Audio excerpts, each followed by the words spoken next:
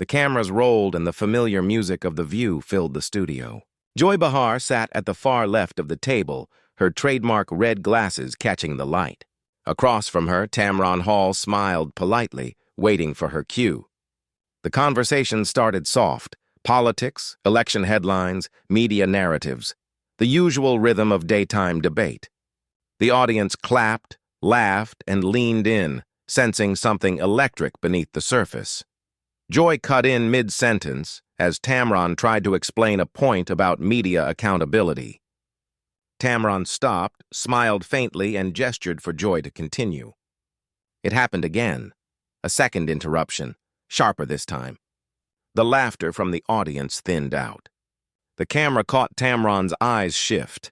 She wasn't angry, not yet, but something had changed.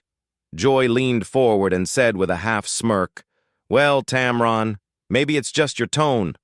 You sound a little defensive when we talk about this stuff." The words hung in the air like static. The audience went silent.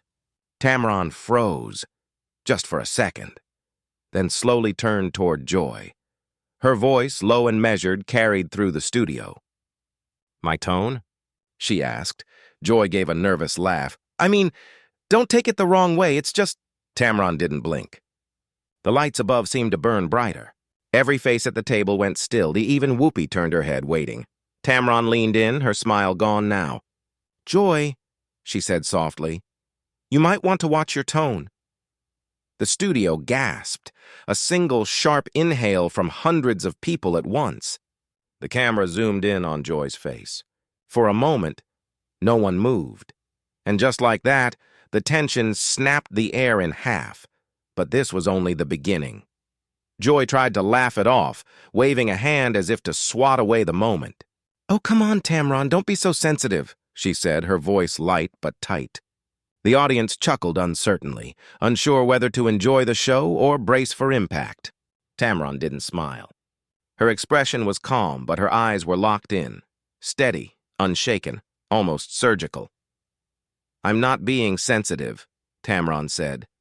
"I'm being clear. There's a difference." The room went still again. Whoopi glanced toward the producers, sensing this wasn't going to cool down anytime soon. Joy leaned back, crossing her arms. "Look, I've been in this business a long time. I know when someone's overreacting. You have to be able to take criticism, Tamron." Tamron's voice stayed even, her tone deliberate. "Criticism is fair. Dismissal isn't. There's a long history of women, especially black women, being told to adjust their tone instead of being heard.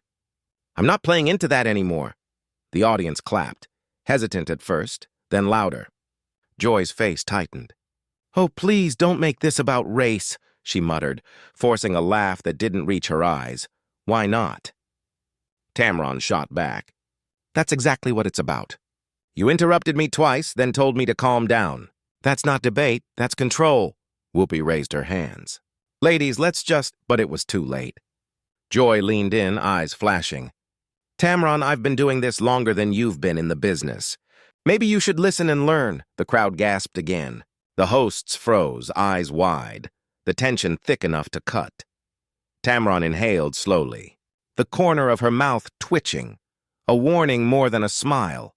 Something inside her was about to break free. Tamron didn't flinch. She leaned forward, elbows on the table, voice low but steady, the kind of tone that silences a room without raising a single decibel. "Experience doesn't give you permission to disrespect someone, Joy," she said. "It gives you the responsibility to know better." The audience erupted. Claps, murmurs, a few cheers.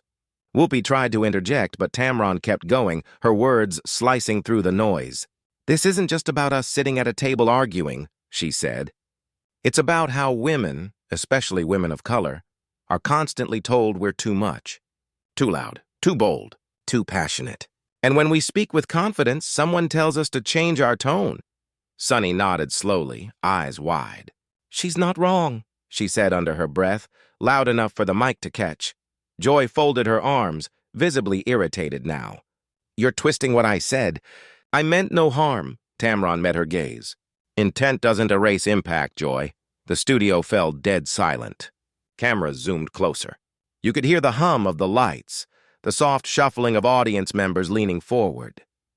Joy looked stunned, caught between defensiveness and disbelief. "Are you calling me racist?" she snapped. Tamron didn't blink. "I'm calling out behavior that silences voices. If that makes you uncomfortable, maybe it's time to ask yourself why." The audience exploded again, this time thunderous. Hashtags started trending in real time. Tamron vs. Joy. Clips were already flooding X and TikTok, and just as the noise reached its peak, Tamron turned to Joy, calm and unshaken. "You don't get to tone police me, not today," the crowd roared. Joy froze. Producers gestured frantically off camera, and at that exact moment, the screen cut to commercial.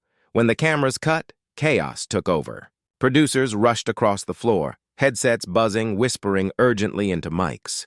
Joy sat stiff, staring straight ahead, her jaw tight.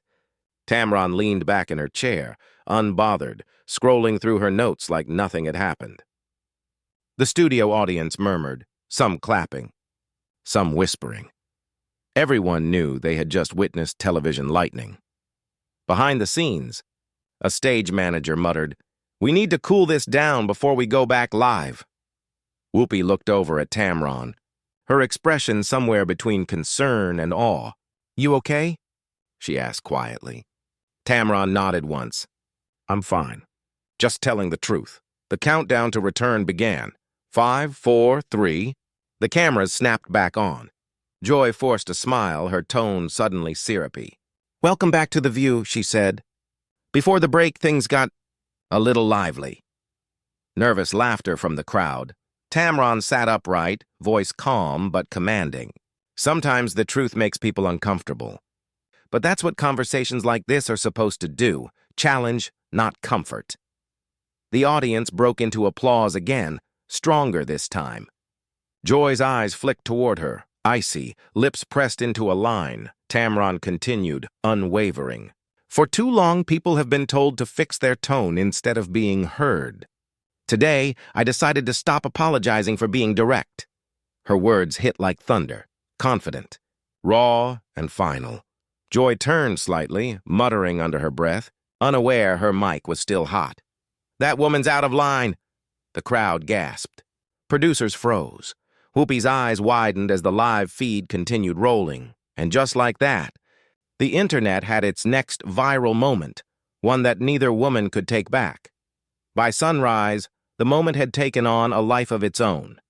Every news site, blog, and morning show replayed the clip. Tamron Hall staring down Joy Behar saying, "You might want to watch your tone." Millions of views in hours. Hashtags, reaction videos, think pieces. The internet was a battlefield. On The View's official page, comments poured in. Tamron was right. "Joy went too far."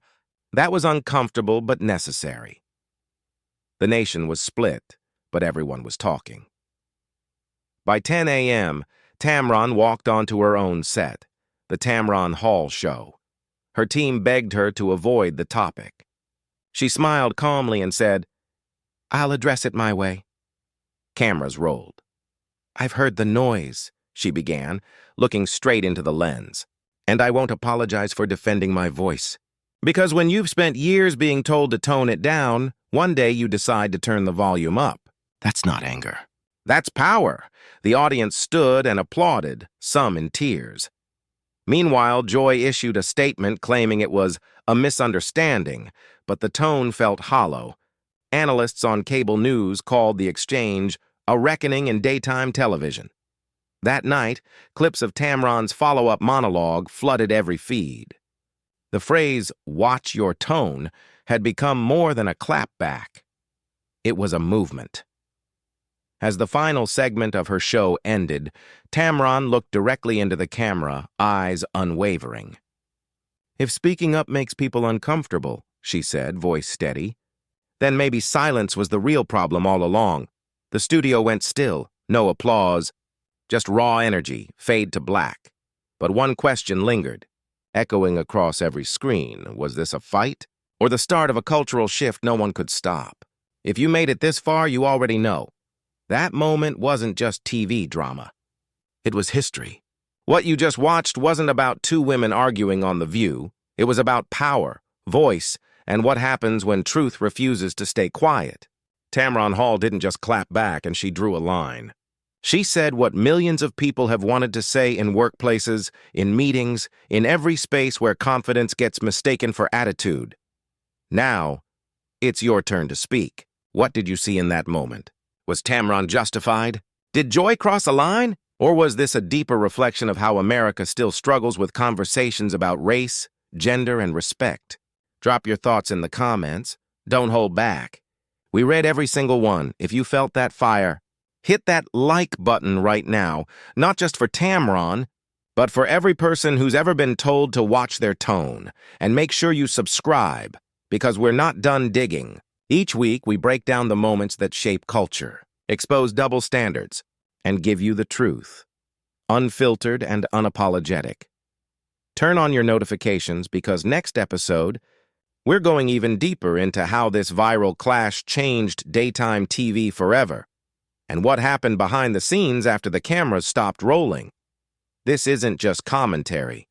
This is conversation with consequence. Stay loud, stay real, and always watch their tone.